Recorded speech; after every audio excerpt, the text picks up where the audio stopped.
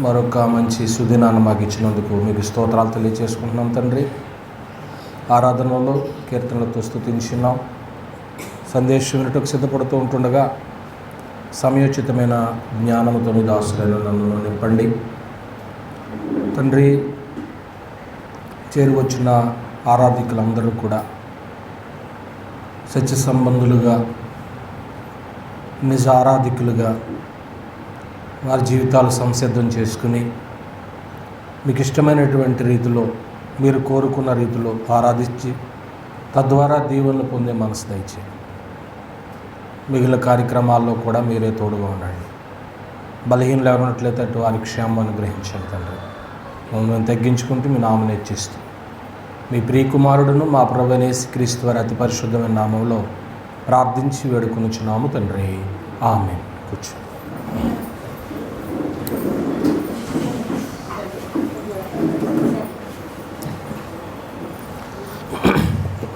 దేవునికి స్తోత్రాలండి. ఆరాధికులుగా చేరవచ్చిన దేవుని బిడ్డలను మీ అందరికీ ప్రభువైన యేసుక్రీస్తు నామములో వందనాలు తెలియజేసుకుంటూ, ప్రియమైన దేవుని వర్లారా, ఈరోజు మనము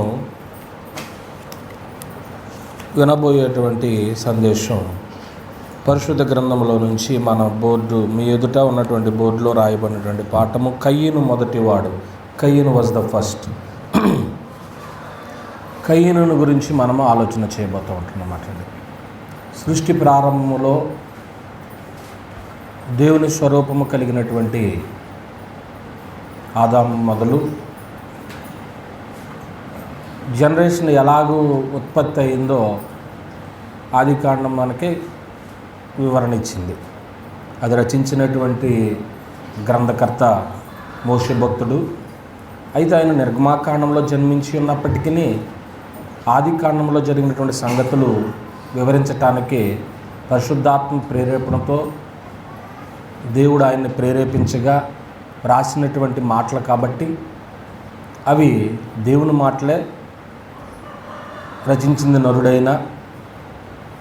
అందువల్ల సంగతులన్నీ కూడా తరతరాలు దేవుని స్వరూపం కలిగినటువంటి పిల్లలు తెలుసుకోవాలనేటువంటి దృక్పథంతో ఆది కాండంలో మానవుని పుట్టుక మీకు గతంలో చెప్పినట్టున్నాను. ఒక హోంవర్క్ కూడా ఇచ్చాం. ఆది కాండము అనగా దానికి ఇంకో పేరు ఉందని చెప్పుకున్నాం, ప్రారంభముల గ్రంథం. ఎన్ని ప్రారంభాలు ఉన్నాయో రాయమన్నాం. ఇప్పటికే కొందరు ప్రారంభించి ఉంటారు. దాన్ని ఇంకా కొనసాగించండి. అప్పుడే అవ్వదు. 50 అధ్యాయాలు అయిపోతాయా? అయిపోయినాయా? ఇంకా రాస్తున్నారని అనుకుంటున్నాను. రాయండి.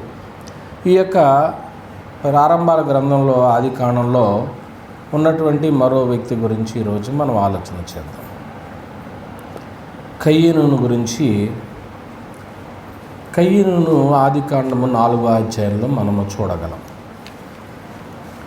ఈ ఆది కాండము 4వ అధ్యాయంలో ఆదాము అవ్వలకి మొట్టమొదట పుట్టినటువంటి వ్యక్తి కయ్యను. ఈయన భూమిని దున్నేవాడు, లేక పైరు పండించేవాడు, సేద్యం చేసేవాడు. అంటే మొట్టమొదట భూమిని పండించింది ఎవరు అన్నట్లయితే ఈ కయ్యనే. అప్పటి వరకు కూడా వ్యవసాయం చేయాలనే సంగతి ఎవరికి తెలియదు. వ్యవసాయం చేయడానికి మూలం, ప్రారంభం ఎవరంటే కయ్యనే మాట్లాడు. చూడండి, ఆదాము అవ్వలకి పుట్టినటువంటి మొదటి కుమారుడు. మొట్టమొదటిగా ఈ భూమిని సేద్యం చేయాలి, సేద్యం చేసుకున్నది కూడా ఎవరంటే ఈ కయ్యనే.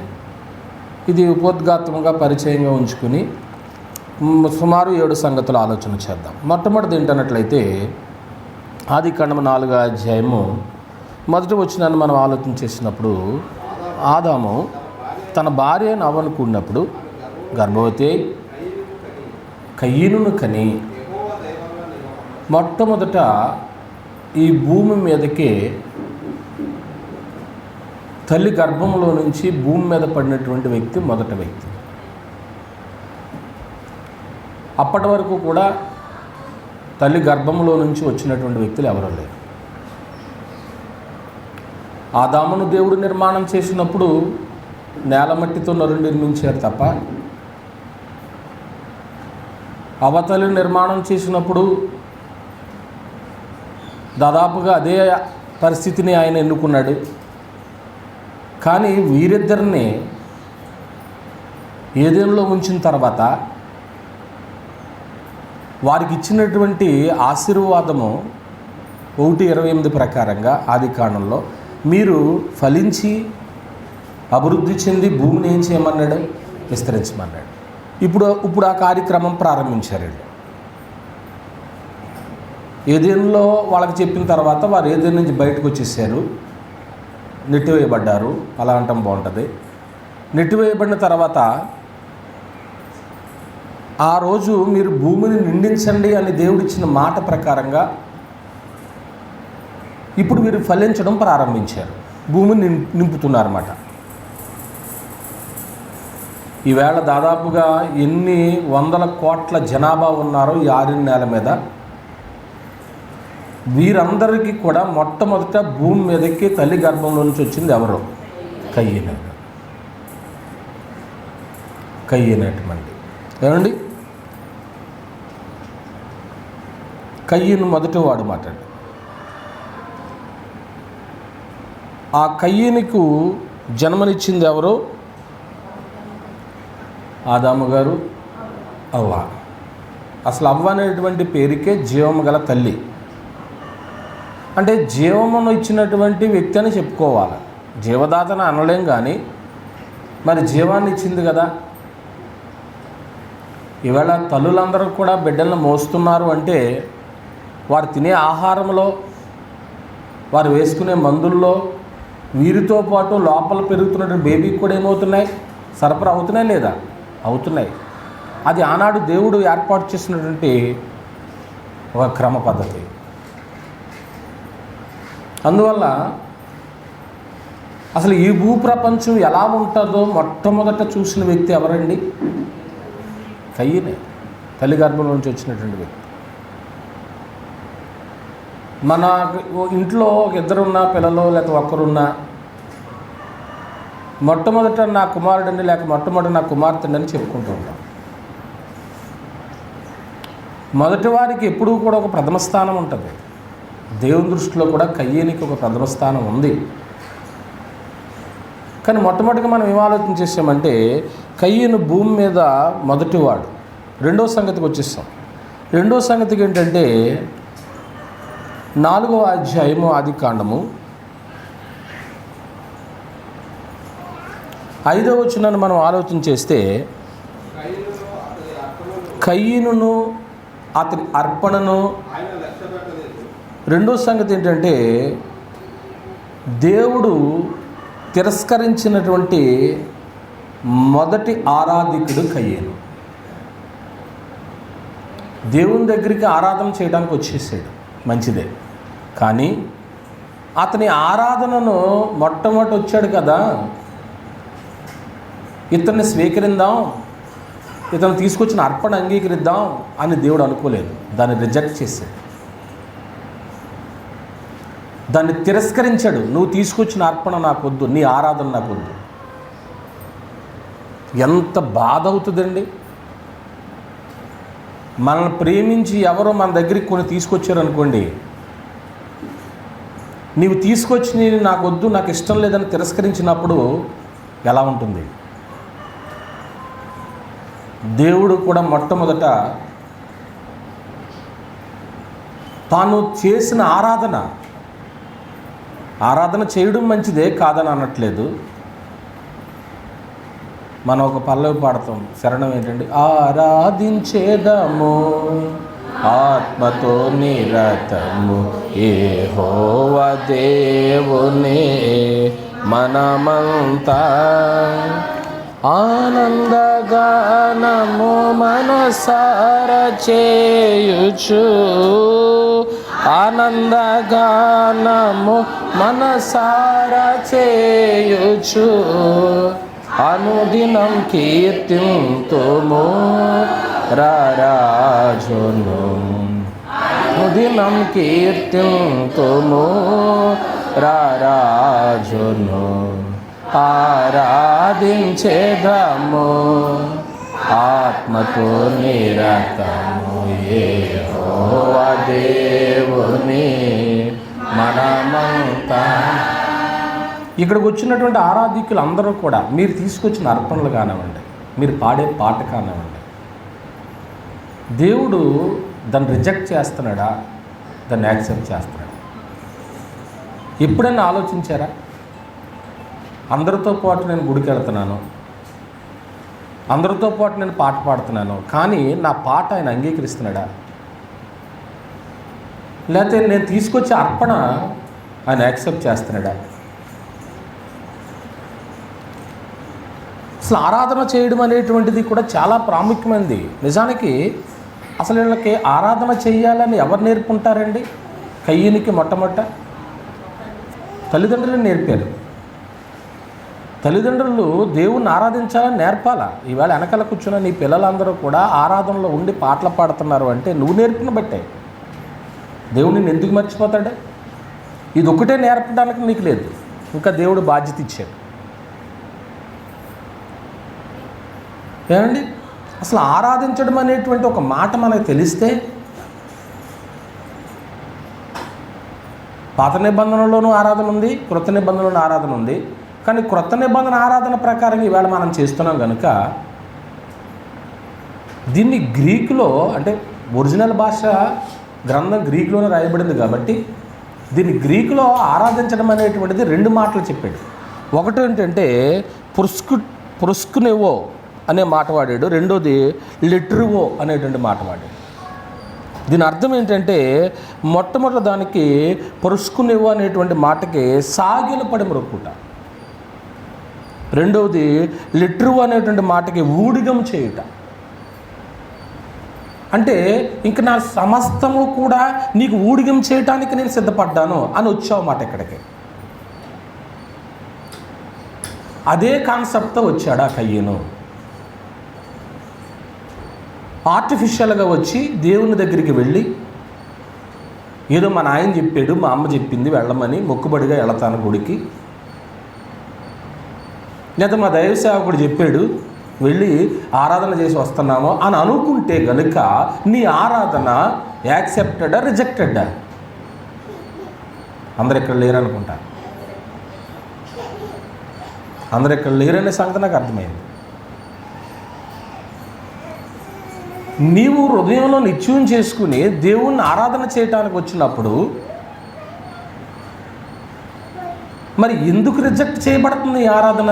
కయ్యని యొక్క ఆరాధన ఎందుకు రిజెక్ట్ చేశాడు దేవుడు? ఆరాధనలో ఉన్నటువంటి అర్థం అది సాగిలపడి మొక్కుట, ఊడిగము చేయుట. ఇటువంటి దృక్పథంతో మనం ఆరాధన చేసినప్పుడు కొందరు ఆరాధన చేయడంలో సంతోషించే వాళ్ళు ఉంటారులేండి. ఎలాగంటే మనుషులకు ఆరాధన చేస్తారు, మనుషులకు కూడా ఆరాధన చేస్తారు. మనుషులకు ఆరాధన చేయడం అంటే ఇప్పుడు నేను చెప్పిన మాటను బట్టి సాగిలపడి నమస్కారం చేయడం. కొర్నేలి గారి ఇంటికి పేతురు గారు వస్తున్నాడు. వచ్చినప్పుడు పేతురు గారిని చూడగానే సాగిలపడి ఏమయ్యాడు? నమస్కారం, ఆరాధన చేశాడు. అంటే మనిషిని ఆరాధన చేయడంలో అప్పుడు పేతురు గారు ఏమన్నారు తెలుసా? అపోస్తులు, నీవు నాకు నమస్కారం చేయదు అంటే నువ్వు నన్ను ఆరాధన చేయొద్దు. అపోస్తుల కార్యం 10వ అధ్యాయం. అపోస్తుల కార్యము గ్రంథము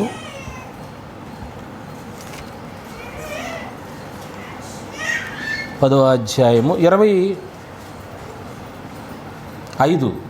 పేతురు లోపలికి రాగా కొర్నేలి అతన్ని ఎదుర్కొని అతని పాదముల మీద పడి వర్షిప్ చేశాడు అన్న ఇంగ్లీష్లో, ఆరాధన చేశాడు. అందుకు పేతురు, నీవు లేచి నిలువుము, నేను కూడా ఎవరిని నరుడినని చెప్పి అతను లేవనెత్తి అతనితో మాట్లాడచ్చు లోపలికి వచ్చి అనేకులు కూడినట చూచాను. తర్వాత దేవుణ్ణి ఆరాధన చేశారు. అంటే మనిషిని ఆరాధన చేయొచ్చా? ఆ మాటను బట్టి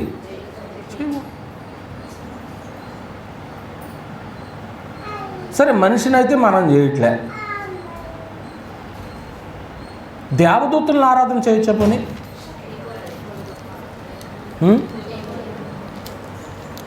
ప్రకటన గ్రంథం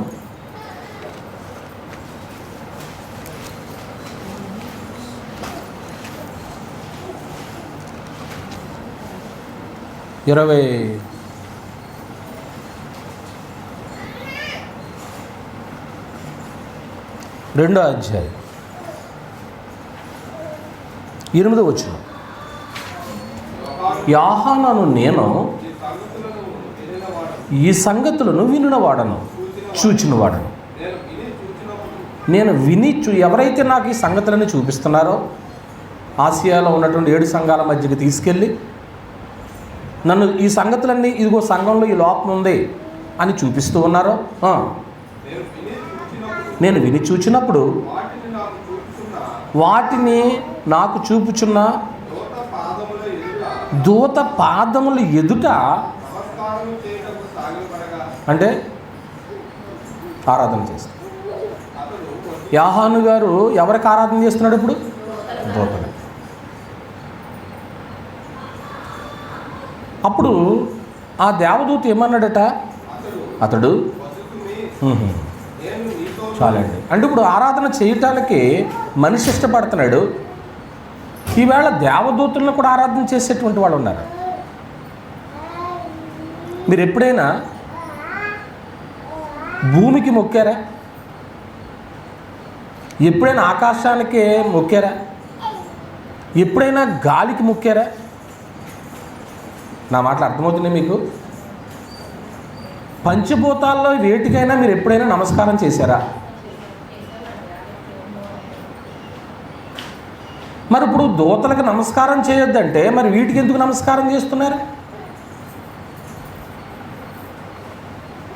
తన దూతలను వాయువులుగాను తన సేవకులను అగ్నిజ్వాలలుగాను చేసుకున్నానన్నాడు.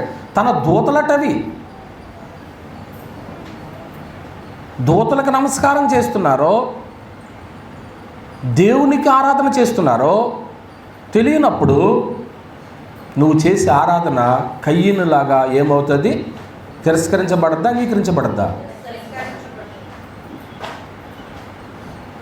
రెండో సంగతి చూసాం. కయ్యను యొక్క ఆరాధన దేవుడు మొట్టమొదట తాను చేసిన ఆరాధన దేవుడు ఏం చేశాడండి? తిరస్కరించాడు. ఇంకెందుకు నువ్వు ఆరాధన చేసిన ఉపయోగం ఏముంది? కీర్తనలు పాడేటప్పుడు కూడా మనం ఎందుకు సెలెక్ట్ చేసుకుంటామంటే మొట్టమొదట తండ్రి అయిన దేవునికి ఒక కీర్తన. ఆ పాటలలో కూడా ఆత్మ సంబంధమైనటువంటి భావాలు కలిగినటువంటివి హృదయంలో గానం చేస్తూ జిహ్వ ద్వారా దేవుని స్తుతించేవాళ్ళు. లేఖనానుసారంగా లేకుండా ఏదో కీర్తన అందంగా ఉందనుకుని పాడేసామనుకోండి, అది ఆరాధనలో దేవుడు రిజెక్ట్ చేస్తాడా, యాక్సెప్ట్ చేస్తాడా? రిజెక్ట్ చేస్తాడు. అలాగూ ప్రతి విషయాన్ని కూడా మనం ఆలోచన చేయవలసిన అవసరం ఉంది. దేవుడు తిరస్కరించినటువంటి మొట్టమొదటి ఆరాధికుడు ఎవరు? వచ్చి రాగానే నమస్కారం బాబు అనగానే నీ నమస్కారం ఎవరికి కావాలి అన్నాను అనుకోండి, అప్పుడు ఎలా ఉంటుంది? దేవుడు మొట్టమొదట తిరస్కరించినటువంటి ఆరాధికుడు. అతను ఆరాధికుడే కాదని నేను అనట్లేదు, కానీ తన ఆరాధన దేవునికి ఏమవ్వలేదు. ఇంకెందుకు? ఫస్ట్ లిస్టులో పేరు ఎక్కావు. మంచికి ఎక్కావా, చెడ్డుకి ఎక్కావా? చెడ్డుకి ఎక్కావు. నిన్ను జీవితాంతం ఎవరు మర్చిపోరు. పితరుల యుగంలో కానివ్వండి, మోషే యుగంలో కానివ్వండి, ధర్మశాస్త్ర యుగంలో కానివ్వండి, క్రైస్తవ యుగంలో కానివ్వండి, ఎన్ని యుగాలు గడిచిపోయినా ఇంకా రాబోయే యుగాలు గడిచినా కానీ మొట్టమొదట ఆరాధికుడు, తిరస్కరింపబడిన ఆరాధికుడు ఎవరు అని అనగానే బైబిల్ ఓపెన్ చేయగానే మొట్టమొదటి ఎవరి పేరు కనపడుతుంది? ఆరాధనకి మొట్టమొదటి ఎవరు వస్తున్నారంటే నీ పేరు కనపడుద్ది. ఆరాధనకి చివరి ఎవరు వస్తున్నారంటే నీ పేరు కనపడుద్ది. ఆరాధనకి మధ్యలో ఎవరు వస్తున్నారో నీ పేరు కనపడుద్ది. ఇంటి ఈ అన్నింటిలో దేవుడు నిన్ను యాక్సెప్ట్ చేస్తాడు, రిజెక్ట్ చేస్తున్నాడు, నీకు నువ్వుగానే వేసుకోవచ్చు మార్కులు. 2 సంగతులు ఆలోచించేసి మూడో సంగతికి వస్తున్నాం. మూడోది ఏంటన్నట్లయితే చూడండి, ఆదికాండం 4వ అధ్యాయము 8వ వచనాన్ని చదువుదాం. ప్రియమైన దేవుని వారలారా, కయీను తన తమ్ముడైన హేబేలుతో మాట్లాడిన. వారు పొలంలో ఉన్నప్పుడు కయీను మొట్టమొదటి హంతకుడు. అప్పటిదాకా మర్డర్ ఎలా చేయాలి ఎవరికే తెలియదు. ఇప్పుడు మర్డర్కి స్కెచ్ చేసింది ఎవరు? కయ్యను. మొన్న ఎక్కడో చూస్తున్నాను ఈ ఫోన్లో, ఒక అమ్మాయి పెళ్లి చేసుకుని అలా ఆయన్ని ఎలా చంపాలో ప్లానో వేసిందంట. చంపడానికి కూడా ప్లాన్ వేస్తారు కదా.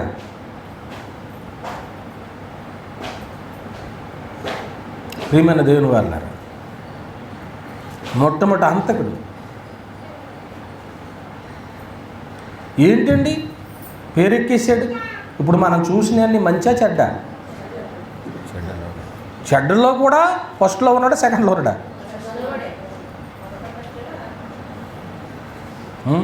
ఫెయిల్ అయిపోయిన లిస్టులో కూడా మొట్టమొదటి పేరు మనదే ఉందనుకోండి, అప్పుడు ఎలాగుంటుంది? ఏం పర్లేదు, పేరు అయితే ఎక్కడుంది? ఫస్ట్లో ఉంది నాది అనుకుందామా? నరకంలోకి వెళ్ళేవాళ్ళ లిస్టులో మొట్టమొదటి పేరు నాదే ఉందని ఎప్పుడైనా సంతోషపడతామా? అసలు నరకానికి వెళ్ళాలంటే ఏమాత్రం కష్టపడాల్సిన పని లేదు. యుగాలు కాలిపోవాలంటే ఆ ఇంటికాడ కూర్చోవచ్చు, ఇబ్బంది ఏం లేదు. ప్రియమైన దేవుని వారలారా, మొట్టమొదటి హంతకుడు, సహోదరుని ప్రేమించలేనివాడు, సహోదరుని ద్వేషించిన వాడు ఏమని చెప్తుంది గ్రంథం? హంతకుడు, నరహంతకుడు. ఇందాక మీరు చదివారే లేఖన భాగము ఉత్తర ప్రత్యుత్తరాల్లో కుమారుడు చదువుగా విన్నారు కదా.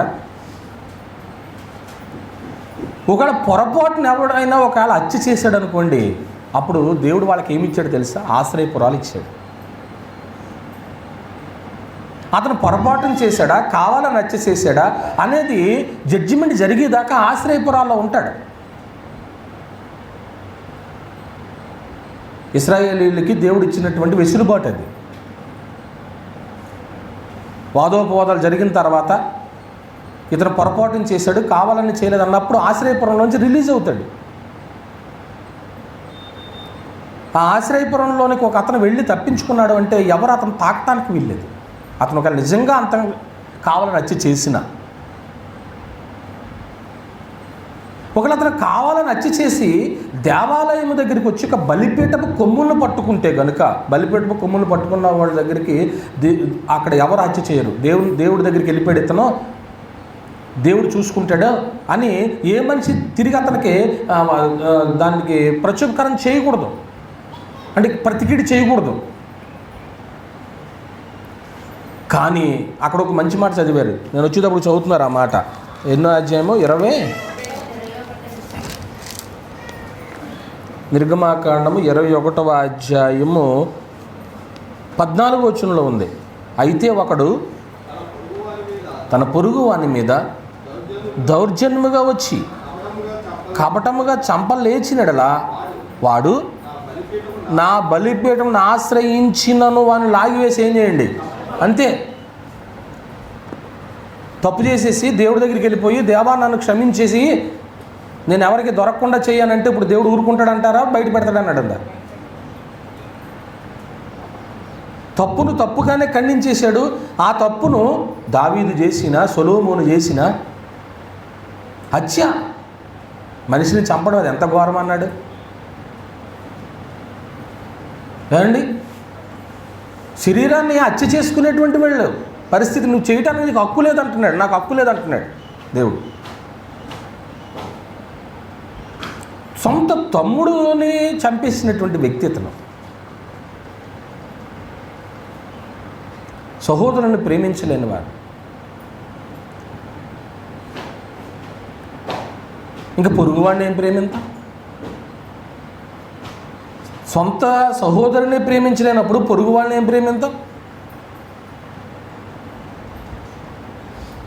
కొత్త నిబంధన కూడా 2 ఆజ్ఞల్లో మనకి ఏమని నేర్పించింది బైబిల్? కొత్త నిబంధన, నీ దేవుడైన యెహోవాను నీ పూర్ణ హృదయముతో, నీ పూర్ణాత్మతో, పూర్ణ మనసుతో సేవించు, నిన్ను వలె నీ పొరుగు వారిని ప్రేమించమనేటువంటి మాటలో గ్రంథమంతా దేవుడు పెట్టాడు కదా. అక్కడ కూడా మనం ఫెయిల్యూర్ అవుతున్నామేమో. ఎంత కోపం వచ్చిందంటే దేవుడు కూడా ఇతని కోపాన్ని, దేవుడు చెప్పినా కానీ కోపం అణుచుకోలేకపోయాడు ఇతను. ఎవరు? కయ్యనండి. దేవుడు చెప్పినా కానీ, ఒకళ్ళు దేవుడు చెప్పిన ఏంటంటారు చూడండి, ఇంకా ఆడి తలరాత ఇంకెవరు ఏం చేయలేరు, మార్చలేరు. దేవుడే రాసేస్తాడనమాట ఇంకాడికి. ఇంక ఈడు ఎవరి మాట వినడండి, ఈడు మోనార్క్ అండి, ఈమె ఎవరి మాట ఎందండి, ఈ మోనార్క్ అండి అన్నప్పుడు ఇంక నీ జీవితంలో ఇంకా దేవుడు కూడా ఛార్జ్ తీసుకోడు మాట. ఎందుకు ఆ స్థాయికి వెళ్ళిపోవాలి? చాలా విలువైన జీవితం ఇచ్చాడు. ఎంతోమంది నేల రాలిపోతే నిన్ను మట్టికే దేవుడు గర్భంలోంచి క్షేమంగా తీశాడు. భూమి మీద చక్కటి ఆయుష్ని ఇచ్చాడు, కుటుంబాన్ని ఇచ్చాడు, సంఘాన్ని ఇచ్చాడు. చచ్చిపోతే పరలోకం ఇస్తానన్నాడు. మన కోసం చేసిన ఏర్పాట్లు అనేకమైనవి ఉన్నాయి. దేవుడు చెప్పినా కానీ కోపాన్ని నివారించుకోలేకపోయాడు. ఎందుకంటే అతను చేసినటువంటి పాపం ఏంటి, సహోదరుని ఏం చేసేసాడండి, చంపేసి. కయ్యన్ వాజ్ ద ఫస్ట్ మర్డర్, మొదటి హంతకుడండి. ఇప్పుడు హత్య చేసినటువంటి వ్యక్తి, హంతకులు ఎక్కడుంటారు ఒకసారి చూడండి. ప్రకటన గ్రంథం 22వ అధ్యాయం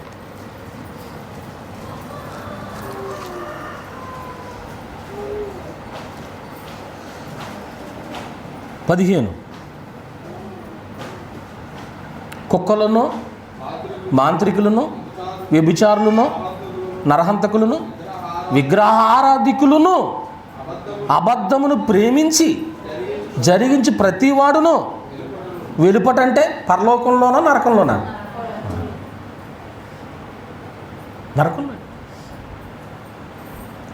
అంటే ఇప్పుడు సహోదరుణ్ణి చంపినందుకు కయ్యను ఎక్కడ ఉండే అవకాశం ఉందో చెప్పొచ్చు మనం. ఎక్కడ ఉంటాడు?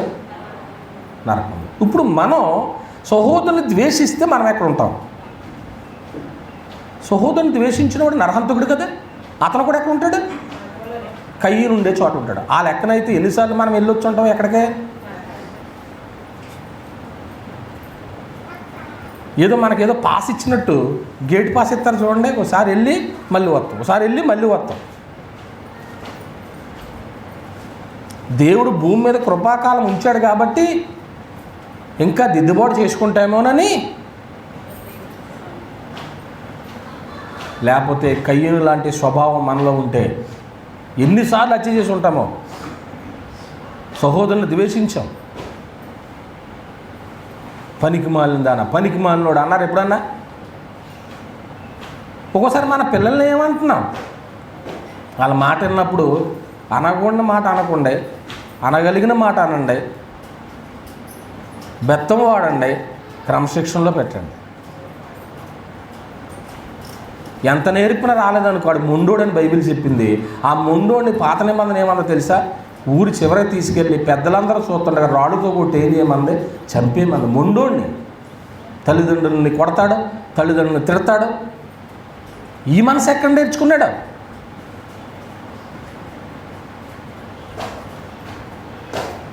తల్లిదండ్రులను ద్వేషించడం, ఇవన్నీ కూడా ఇతనిలో కనపడుతున్నాయి. ఇతను సృష్టిలో మొదటివాడా, భూమి మీదకి వచ్చినోడు కాదా? అవును. భూమి మీదకి వచ్చి తల్లి గర్భం నుంచి వచ్చినటువంటి వాళ్ళు మొదటివాడని చూశారు. రెండవది ఏం చూసామంటే, అతడు మొట్టమొదట దేవుడు నువ్వు నాకు వద్దు, నీ ఆరాధన నాకు వద్దు అని తిరస్కరించిన వాళ్ళు ఎన్నోడు. అబ్బా, బాధగా ఉందండి. చెప్తాకే ప్రసంగం ఉంది కాబట్టి నేను చెప్పాలి, కానీ వింటున్న మీకు బాధగానే ఉంది, చెప్తున్న నాకు బాధగానే ఉంది. ఎందుకు ఇలాగ అయిపోయావు కయ్యను?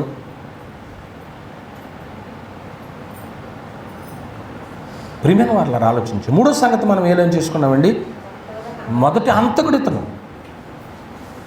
అచ్చి ఎలా చేయాలో ప్లాన్ వేసుకున్నవాడు. ఇవన్నీ ఎక్కడ మొదలవుతాయో తెలుసా? ఇవన్నీ ఎక్కడ మొదలవుతాయండి? హృదయంలో. నరుల హృదయాల్లో వచ్చిన ఎప్పటి నుంచి చెడ్డదన్నాడా? బాల్యం నుంచి చెడ్డదట. చిన్నప్పటి నుంచి చెడ్డది కాబట్టి వాళ్ళకి ఖచ్చితంగా బెత్తం వాడమంటాడు. మనం ఏం చేస్తాం తెలుసా? గారాబం పెట్టేసి, నా కొడుకు ఒగ్గానో కొడుకు, నాకు ఒగ్గానో కూతురు, ఆజ్ఞ గారం పెడుతున్నావమ్మ నువ్వు, ఇప్పుడు పెట్టు. 3వ ఏడు వచ్చిన తర్వాత బెత్తం. ఎన్ని బెత్తాలు ఎరిగినాయో నాకు చెప్పాలి, నేను బతుకుంటే. బెత్తాలు ఉండాలండి, బెత్తాలు ఇరిగిపోవాలి. మా అబ్బాయిని కొట్టిన దెబ్బ ఎప్పుడన్నా అడగండి, చెప్తాడు. ఇప్పుడు కూడా ఉంటుంది చేతి మీద దెబ్బ. ప్రియమైన దేవుని వాళ్ళారా, చాలా అవసరం. ఎప్పుడన్నా కొట్టిందా చంద్రబాబు నిన్ను మీ అమ్మ? బెత్తం వాడని వాడు చెప్పండి ఏమవుతాడు? తండ్రికి విరోధి కదా. బెత్తం వాడన్న వాడిని నీకు నువ్వు చేతులారా ఎక్కడికి పంపుతున్నావు? నరకానికి పంపుతావు. నీకు నువ్వే పంపుతావు. ఇప్పటికి కూడా మన పిల్లలు యవనస్తులు ఉన్నారో వాళ్ళని కొడుతున్నారా తల్లిదండ్రులు? కొట్టడం అంటే కొట్టే అంత మాట అంటే కొట్టినట్టే. బెత్తం అంటే ఓడరు, కానీ కొడుతున్నారా? 1 2 3 4 5 ఉన్నారు యవనస్తులు, 6 ఉన్నారు. ఎప్పుడైనా దెబ్బలు తిన్నామన్న వాళ్ళు చేతులు ఎత్తండి కుర్రోళ్ళు. ఒకటే. అబ్బా, నాకు చాలా సంతోషంగా ఉందయ్యా. అలా దెబ్బలు తినాలి మీరు. తింటే ఇంకా లైవ్ అయిపోతారు, షైన్ అవుతారండి. దెబ్బలు తినేయకూడదు, ఇంకా షైన్ అవుతారు. చెయ్యి వాడకూడదులే. పిల్లల్ని కొట్టినప్పుడు అండి ప్రేమతో స్వీకరించండి. కాసేపు ఏడుస్తారు, అది మామూలే. తర్వాత ఏమని తెలుసా? మా అమ్మాయి నన్ను కొట్టింది కదా. మీకు తెలుస్తలేదు, కానీ నేను రోజు ఎన్ని దెబ్బలు కొడుతున్నానో మిమ్మల్ని తెలుస్తలేదు కదా. తెలుస్తుంది. ఆ దెబ్బల్ని మెదలకుండా తుడిసేసుకుని వెళ్ళిపోయే వాళ్ళు ఉంటారు. కొందరేమో గట్టిగా తగిన ఇంటికి వెళ్ళి కాపలా పెట్టుకునే వాళ్ళు ఉంటారు. వారం దాకా తగ్గ ఒక్కొక్క గాయం. ప్రియమైన దేవుని వాళ్ళ మూడో సంగతి చెప్పుకున్నాము.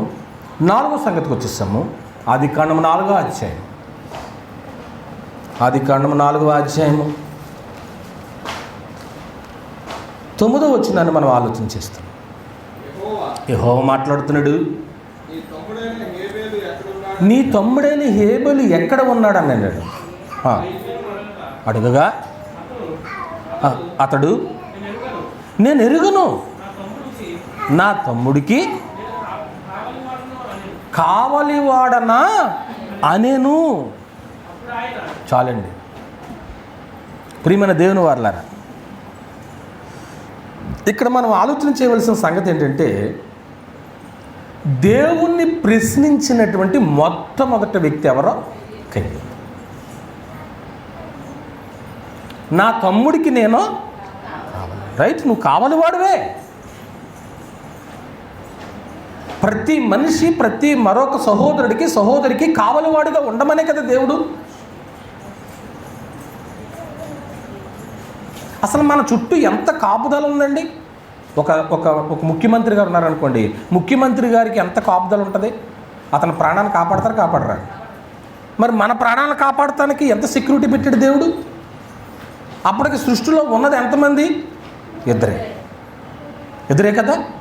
మరి ఇప్పుడు ఇద్దరిని, తమ్ముడిని అన్న కాపాడుకోవాలి, అన్న తమ్ముడిని కాపాడుకోవాలి. అడిగాడట, నీ తమ్ముడైన హేబేలు అని అన్నప్పుడు దేవుణ్ణి ప్రశ్నించాడండి. దేవుణ్ణి ఎప్పుడు మనం ఏం చేయకూడదండి, చెప్పింది చేయడం అంతవరకే. అది గుర్తుపెట్టుకోండి మీరైనా నేనైనా. నోవహు చితిసారకపు మ్రానుతో నీ కొరకు నీ ఇంటి వారి కొరకు వాడను. నువ్వు చెప్తున్నావు కానీ తండ్రి నీకు కర్రల గురించి తెలదో, నేను కర్ర వ్యాపారం చేశాను, టేక్ కర్ర అయితే బాగుంటుంది అన్నాడా? మనం అయితే ఏమంటాం?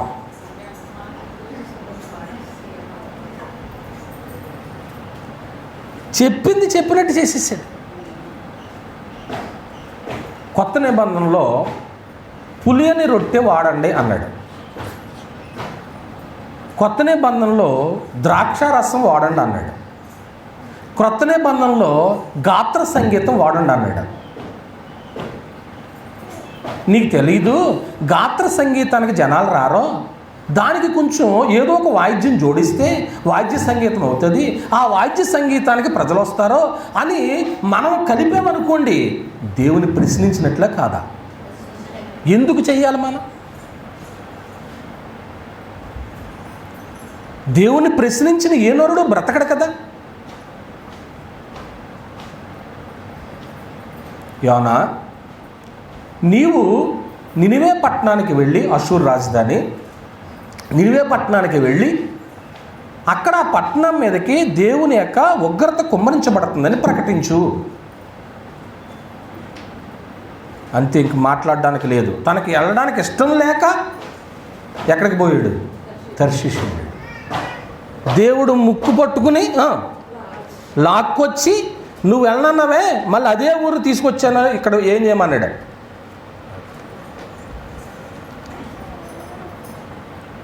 దేవుడికి వ్యతిరేకంగా ఏం చేయగలం చెప్పండి?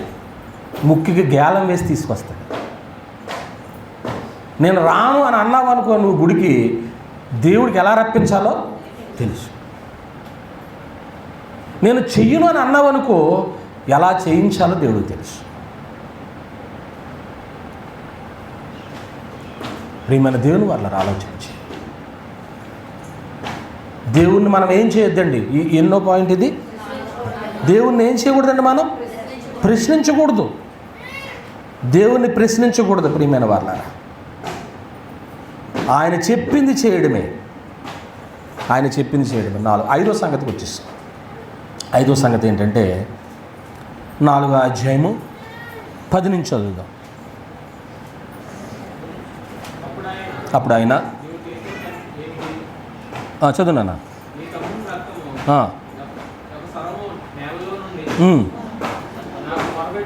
మొరపెడుచున్నది, కావున నీ తమ్ముని రక్తము పుచ్చుకొనుటకు నోరు తెరిచి ఈ నేల మీద ఉండకుండా నీవు శపింపబడిన వాడవు. నీవు నేలను సేద్యపరుచున్నప్పుడు అది తన సారమును ఇక మీదట నీకు ఇయ్యదు. నీవు భూమి మీద దిగులు పడుచు. మొట్టమొదటి దేశదిమ్మరగా తిరిగింది ఎవరంటే, అప్పుడప్పుడు బాధపడతాం, ఏమండి వీడికి ఏం పని లేదంటే వీడు దేశదిమ్మరండి, వీడు ఎవరు పట్టించుకోరండి. ఆ లిస్టులో ఇప్పుడు ఎవరి ఫ్రెండ్ అయ్యాలో, ఎవరి ఫ్రెండ్ అవుతారు? మొట్టమొదటి దేశదిమ్మరగా తిరుగుతాడని చెప్పింది ఎవరిని? కయ్యనండి. దేవుడు ముద్ర వేసి ఇచ్చాడండి, దేశదిమ్మరం అన్నాడు. దేవుని శిక్ష అండి అంత కఠినంగా ఉంటుందండి. దేశదిమ్మరలు చేసేటువంటి, దేశ సంచారాలు చేసేటువంటి ఒక చిన్న విషయం చెప్తాను మీకు. ఎలా ఉంటుందంటే, దాన్ని ఏమనొచ్చు? దేశదిమ్మరదంటే అల్లరి మోక కూడా అనొచ్చు, అంతేనా? ఓకే. ఓ రోజుని పౌలు గారు సువార్త ప్రకటించుకుంటూ, ఏమండి కొరింథీ పట్టణంలో, ఎఫెసీ పట్టణం, ఇలా సువార్త ప్రకటించుకుంటూ వెళుతున్నాయి. యేసుక్రీస్తు ప్రభు నామం ఆ రోజుల్లో, అప్పటికి ఇంకా గ్రంథం లిఖితపూర్వకంగా లేదు కాబట్టి, మొదటి శతాబ్దం ముందు జరుగుతున్నాయి ఇవన్నీ. జరుగుతున్నప్పుడు సూచక్రియలు, అద్భుతకార్యాలు, మహత్కార్యాలు చేస్తున్నారు, దెయ్యాలను విడిచిపెడుతున్నారు, వదలగొడుతున్నారు. ఈ వదలగొట్టే సమయంలో ఈ పౌలు గారు చేస్తున్నటువంటి ఈ సంగతులన్నీ కూడా యేసు నామమున ఆయన ప్రార్థన చేయగానే ఏమవుతున్నాయి, ఇవన్నీ వెళ్ళిపోతూ ఉన్నాయి. చూద్దాం ఒకసారి. అపోస్తలుల కార్యముల గ్రంథం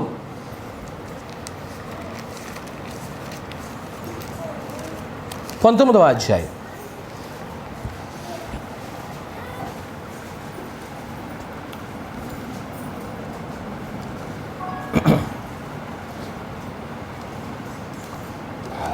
ఏ ఊరది ఇంతకే? ఎఫెసేగా? ఓకే, ఎఫెసులోనే 11వ వచనానికి వచ్చేస్తాం. మరియు దేవుడు పౌలు చేత విశేషమైన అద్భుతములు చేయించెను. అతని శరీరమునకు తగిన చేతిగొడ్లను నడికట్లైన రోగుల యొద్దకు తెచ్చినప్పుడు రోగములు వారిని దెయ్యములు కూడా వదిలిపోయాను. అప్పుడు ఏళ్ళ దేశదిమ్మరలో దేశ సంచారులను మాంత్రికులైన కొందరు యూదులు పౌలు ప్రకటించి యేసుతోడు మిమ్మును ఉచ్చాటన చేస్తున్నాం అంటే యేసు ప్రభు నామాన్ని పౌలు గారు వచనం చెప్పాను, మీకు అధ్యాయం చెప్పానా? ఓకే, మంచిది. చేయుచున్నవని మాట చెప్పి దెయ్యములు పట్టిన వారి మీద ప్రభు అయిన యేసు నామమును ఉచ్చరించుటకు పూనుకుంది. యూదుడైన స్క్వెవయ అనే ఒక ప్రధాన యాజకునికి కుమారులు 7 అలాగూ చేయుచుండిరి. అందుకు ఆ దెయ్యం, నేను యేసును గుర్తెరుగుదును, పౌలును కూడా ఎరుగుదును, కానీ మీరెవరని అడుగుగా ఆ దెయ్యం పట్టిన వాడు ఎగిరి వారి మీద పడి వారిని ఇద్దరిని లొంగదీసి అందుచేత వారు దిగంబరులై గాయము తగిలి ఆ ఇంటి నుండి ఏమైపోయారు. ఎవరు చేసిన పని ఇది? దెయ్యము ఎవరిని కొట్టింది? బట్టలోడ తీసి దేశదిమ్మల్ని. ఈ దేశదిమ్మలు చేసిన పని ఏంటి చెప్పండి పోనీ? పౌలు గారు ఒరిజినల్ అపోస్తులుడు, అవునా? డూప్లికేట్ అపోస్తులుడా? భలే మంచి పాయింట్ వచ్చింది. ఇంతకీ నేను ఒరిజినల్ ప్రీచర్నా డూప్లికేట్ ప్రీచర్నా? నేను సత్య సువార్థికనా అసత్య సువార్థికనా? అలాంటప్పుడు మీరు సత్యం నమ్మాలి కదా. నమ్ముతున్నారు, దేవుని స్తోత్రం. మీరు మీ బిడ్డల్ని, మీ కుటుంబాలను కూడా సత్యంలో నడిపించుకోవాలి. పౌలు గారు ఎప్పుడైతే ఉచ్చాటన చేసి యేసునామాన్ని మంత్రించి యేసునామముని దెయ్యం వదిలిపోవునుగా అంటున్నాడో వెళ్ళిపోతున్నాయి. ఇది చూసి ఒక 7 కుర్రోళ్ళు ఏం ప్లాన్ చేశారు, మనము కూడా ఏం చేద్దాం. అది ఒరిజినల్ రా బాబా, అది నీకెలాగవుతుంది? అద్భుత కార్యాలు దేవుడు పరిశుద్ధాత్మ వరాలు అపోస్తులకి ఇచ్చాడు. ఈవేళ మత శాఖ వాళ్ళు చేసే పని ఏంటో తెలుసా? ఇప్పుడే వదిలిపోవును గాక అంటాడంతే. ఎక్కడ వదిలిపోతుంది? వెళ్తుందా? అలా దెయ్యాలు వదలకొట్టుతున్నామని, స్వస్థత చేస్తున్నామని స్వస్థత బోధకులు ఒక 5-6 సంవత్సరాలు తగ్గారు. కానీ అంతకు ముందు అయితే అబ్బా, ప్రజల్ని ఎంత దోచుకున్నారో తెలుసా మీకు? ఎక్కడ ఫ్లెక్స్ చూసినా స్వస్థత మహాసభలో. మరి స్వస్థత మహాసభలు అయినప్పుడు ఇంకా హాస్పిటల్ ఎందుకు నాయనా? ఆలోచిస్తారు ఎవరైనా? అది అపోస్తులకి వారు చేశారు. ఈ దేశ దిమ్మర్లు ఏం చేశారు? డూప్లికేట్గా చేద్దాం అనుకున్నారు. దెయ్యం ఏం చేసింది? అదే దెయ్యం పట్టినోడు ఏం చేశాడు? అక్కడ మంచి మాట అన్నాడు కదా, యేసును ఎరుగుదును, పౌలును కూడా ఎరుగుదును, మీరెవరో నాకు తెలియదు. రేపు పొద్దున్న దేవుడు అనే మాట ఏంటో తెలుసా? ఈ స్వస్థ బోధకులందరినీ మీరెవరో నాకు తెలియదు. ఆ తెలియని వాళ్ళ దగ్గరికి ఎందుకు వెళ్ళి మాట్లాడతారండి? ఆ తెలియని వాళ్ళ దగ్గర కూర్చుని అసత్యాన్ని బోధించేటువంటి వాళ్ళు ఇంకంతకే లేదంటే ఇంకొక మెడిసిన్ వేస్తారు. ఏం మెడిసిన్ వేస్తారో తెలుసా? నీకు ఈ క్షణంలో నీకు మేలు జరగలేదంటే 7 వీక్స్ అంటారా? ఒకవేళ అప్పటికీ కూడా ఈ మెడిసిన్ పని చేయకపోతే 14, అక్కడ కావకపోతే ఇంక ఎంతకాలం ఉన్నా అవ్వట్లేదు అనుకో, అప్పుడు ఫైనల్ అనే మాట ఏంటో తెలుసా? నీకు విశ్వాసం. అదే విశ్వాసం ఉన్నప్పుడు నీ దేవాలయంలో నీకు జరుగుతుంది, నీ ఇంట్లో నీకు జరుగుతుంది. ఏమండి? విశ్వాసంతో ప్రార్థన చేయి. దేవుడు నీవేదైతే ఎదురు చూస్తున్నావో తగిన సమయమందు ఆయన నీకు తప్పకుండా సహాయం చేస్తాడు. నమ్మాలి. విశ్వాసం గురించి చెప్పిన పాఠంలో అవి చెప్తాను, నా పాఠం ఆగిపోతుంది. మొట్టమొదటి ఎవరండి ఈయన? దేశ దిమ్మర. అంటే ఇది దేవుడు వేసిన శిక్ష అంత కఠినంగా ఉంటుంది. ఎవరికైనా ఒక పనిష్మెంట్ ఇచ్చడానికి దేవుడు చాలా తీవ్రంగా ఉంటుంది. అక్కడ దాకా వెళ్ళకుండా ఎన్ని చెప్పానండి? 6వ రాసుకోండి. 4వ అధ్యాయం 15వ వచనం.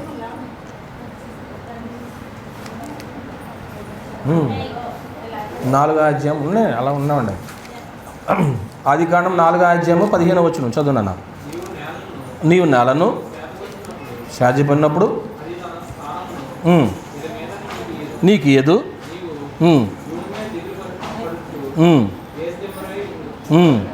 15వ వచనమేనా?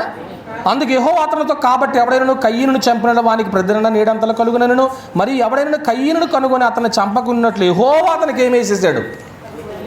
గుర్తు. మొట్టమొదట దేవుని చేత గుర్తించబడినటువంటి వ్యక్తి, గుర్తు వేయబడిన వ్యక్తి ఎవరండి? ఒక ముద్ర వేసాడు అన్నమాట. ఏ స్టాంప్ వేసాడు? ఒక అప్లికేషన్ రాసిన తర్వాత, అదే దాన్ని ఏమంటారు, సిఫారసు లెటర్ కానివ్వండి, లేకపోతే ఏదైనా కానివ్వండి, దానికి మొత్తం మ్యాటర్ అంతా రాసేసిన తర్వాత కింద సైన్ చేసి ఏమేస్తారు? స్టాంప్. ఆ స్టాంప్ వేసి సైన్ చేస్తేనే ఆ కాగితానికి విలువ ఉంటుంది.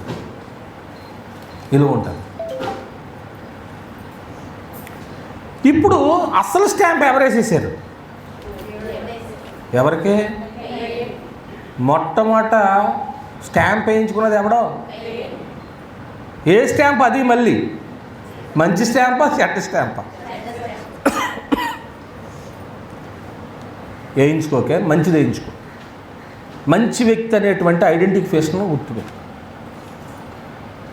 ప్రతి కంపెనీకి కూడా ఒక ఐడెంటిటీ కార్డు ఇస్తారు. ఐడెంటిటీ కార్డులో ఏముంటుందండి? వాళ్ళ పేరు, తండ్రి పేరు, వాళ్ళ వయసు, వాళ్ళ వృత్తి, వాళ్ళ డేట్ ఆఫ్ బర్త్ ఉంటుంది. ఉండదా? మనకి కూడా ఉంటుంది కదా, ఆధార్ కార్డు ఉండదా? జేబులో పెట్టి తిరుగుతాం కదా. ఇప్పుడు మొట్టమొదట ఆధార్ కార్డు ఎవరికి వచ్చింది? ఆ ఆధార్ కార్డులో రెడ్ అంక్తో ఏం రాశాడు దేవుడు? ఒక స్టాంప్ వేసాడు. కాండక్ట్ సర్టిఫికేట్ ఇస్తారు పిల్లలకి. ఇప్పుడు అందరూ టీసీలు తీసుకుని వెళ్ళిపోతారు కదా వేరే చోటకి. ఆ కాండక్ట్ సర్టిఫికేట్లు ఏం రాస్తారండి? మా స్కూల్లో ఉన్నంత కాలము ఈ స్టూడెంటు మంచిగా ఉన్నాడు, గుడ్ అని రాస్తారు. అంతేనా? సాటిస్ఫైడ్ అని, గుడ్ అని ఏదో రాస్తారు. రెడ్ ఇంక్తో ఒక మార్క్ పెట్టేసి ఇతను బ్యాడ్ అని రాశారనుకోండి, ఏ స్కూల్లోనని జాయిన్ చేసుకుంటారా? ఇప్పుడు నీ ఇంటికి కయ్యను వస్తున్నాడు. రాగానే హలో బ్రదర్, హలో సిస్టర్, మొట్టమొదట మీరేనంటే భూమి మీద తల్లి గర్భం నుంచి వచ్చింది, రండి మన ఇంటికి అని ఆహ్వానిస్తారా? ఎందుకు ఆహ్వానించరు? అతని నుదుటి మీద ఏముంది? ఒక స్టాంప్, గుర్తుంది. ఆ గుర్తున్నటువంటి వ్యక్తిని మనం యాక్సెప్ట్ చేయకూడదు. దేవుని చేత వేయబడ్డాడండి. దేవుని చేత మంచి స్టాంప్ వేయించుకోవాలి.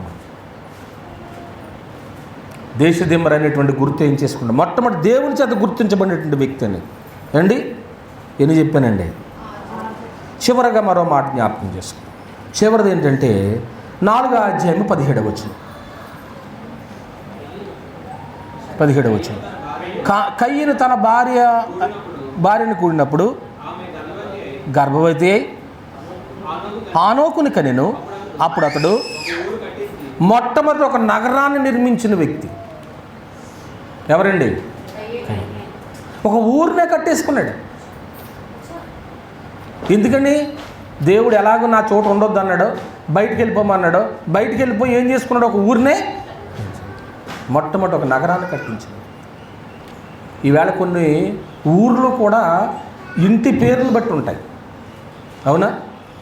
ఎవరో మొట్టమొదటి అక్కడ ఒక ఫ్యామిలీ వెళ్తారు, అలాగే వాళ్ళ తర్వాత ఏమైపోతారు? అదొక ఊరు అయిపోతుంది. ఆ ఊరు ఒక పేరు పెడతారు. అతని పేరు లేకపోతే వాళ్ళ ఇంటి పేరు లేకపోతే వాళ్ళ ఇంట్లో వాళ్ళు ఎవరో ఒకరు పూర్వీకుల పేరు పెడతారు. మొట్టమొదటి ఒక నగరాన్ని కట్టించింది ఎవరండి? అప్పటిదాకా నగరాలు లేవు, అప్పటిదాకా ఊర్లు లేవు. మానవుడి కింద చరిత్ర ఉంది. ఇప్పుడు మీరు చూసినటువంటి ఈ 7 సంగతుల్లో మీకు నచ్చినటువంటిది మంచిది ఏదైనా అనిపించిందా? మొట్టమొదటిగా ఏం చూసామండి? భూమి మీదకి మొదట వచ్చిన వ్యక్తి ఎవరండి? కయ్యను. దేవుని చేత తిరస్కరింపబడినట్టు మొట్టమొదటి ఆరాధికుడు కయ్యనండి. మొదటి హంతకుడు, దేవుని ప్రశ్నించిన మొదటి వ్యక్తి, దేశదిమ్మరలో ఎన్నో వ్యక్తి, దేవుని చేత మార్క్ వేయించుకున్న వాళ్ళు, ఒక నగరాన్ని నిర్మించిన వ్యక్తిలో. ఇప్పుడు ఇందులో మీకు ఏదైనా మంచి అనిపించిందా? తిరస్కరించేశాడు కదా దేవుడు, ఇంకెందుకు ఆరాధన? దేవుని చేత ఆరాధన ఏం చేయబడింది అంటే అతను ఆరాధనకు వచ్చాడే కానీ మనస్ఫూర్తిగా చేయలేదు. ఇప్పుడు ఈ లక్షణాలు ఎవరిలోనైనా ఉంటే మనం పేరు కూడా ఏ పేరు పెట్టుకోవచ్చు. యోహాను రాసినటువంటి మొదటి పత్రిక 3వ అధ్యాయము 12వ వచనమండి. మనము కయ్యను వంటి వారమై ఉండరాదని చెప్పేశాడు. చూడండి, అదండి, వాడు దుష్టుడు, దుర్మార్గుడికి చెందినవాడు, దుష్టత్వానికి చెందినటువంటి కయ్యనులా మనం ఉండకూడదు. ఎందుకంటే హత్య చేశాడు, అతని క్రియలు చెడ్డవి, అతని సహోదరుడి క్రియలు ఎటువంటి అన్నాడు. అబ్బా, పోయిన వారం ఎవరి గురించి నేర్చుకున్నాం? అతని క్రియలు ఎటువంటి? నీతి గలవి. ఇతని క్రియలు ఎటువంటి? చెడ్డవి. ఎవరిలాగా ఉందాం? ఇద్దరు మొదటివాళ్ళ గురించే చెప్పాను. ఏబేలు మొదటివాడని చెప్పే సంగతి చెప్పాను, కయ్యను మొదటివాడు. కయ్యనులో ఉన్నటువంటి స్వభావం మనలో ఉండకూడదు. అతని క్రియలు చెడ్డవి.